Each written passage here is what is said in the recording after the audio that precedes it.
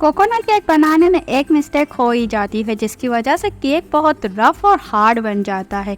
वो मिस्टेक क्या है और इसे कैसे इम्प्रूव करेंगे ये सब मैं आपको बताऊंगी इस छोटी सी वीडियो में। तो चलिए जी स्टार्ट करेंगे। एक बाउल लेंगे, उसमें 2 अंडे, बारीक चीनी और 1 टीस्पून वनीला एसेंस डालकर बीट करेंगे। बीट आप हैंड बीटर से भी कर सकते हैं।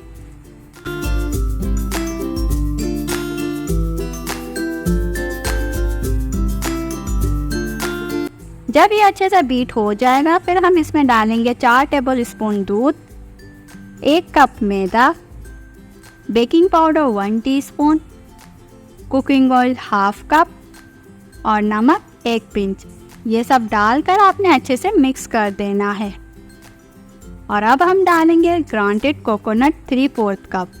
इसकी मेजरमेंट आपने बिल्कुल परफेक्ट रखनी है क्योंकि अगर ये ज़्यादा ऐड हो गया तो केक आपका ड्राई और रफ बन जाता है। क्यों बताती हूँ, क्योंकि कोकोनट ग्राइंडेड है, खुरचा हुआ है और खुरचा हुआ कोकोनट मॉइस्चर को एब्जॉर्ब कर लेता है जिसकी वजह से केक आपका हार्ड और रफ बन जाता है। अब इस बैटर को किसी भी बेकिंग टिन में ऐड करिए, लेकिन इससे पहले आपने ग्रीस और डस्ट कर लेना है मैदे से। प्री-हीटेड पतीले में स्टैंड रखेंगे और फिर बेकिंग टिन रखेंगे।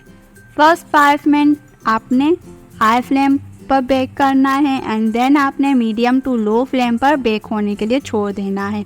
अराउंड 35 टू 45 मिनट्स में ये रेडी हो जाता है, बट अगर ना भी हो तो कोई बात नहीं, आपने तब तक बेक करना है जब तक टूथपिक क्लीन ना आए। तो ये लीजिए जी, कुछ ही देर में कोकोनट टी केक तैयार है। ठंडा करेंगे और फिर डिश आउट करेंगे। तो दोस्तों कैसे हमने कुछ ही देर में और कम इंग्रेडिएंट से ढेर सारा कोकोनट टी केक बना लिया।